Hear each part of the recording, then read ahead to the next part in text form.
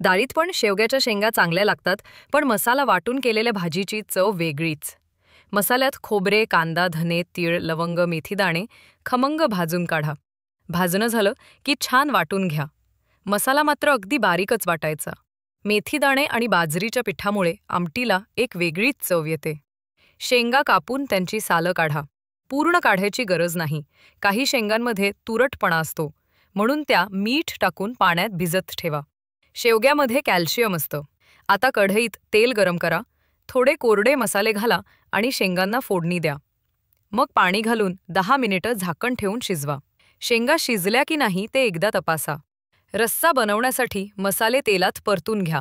मग वाटलेला मसाला टाका आणि झाकून शिजवा. त्यामध्ये शिजलेल्या शेंगा घालून मिक्स करा. भाजलेल्या बाजरीच्या पिठात थोडं पाणी घालून ते रस्स्यात टाका.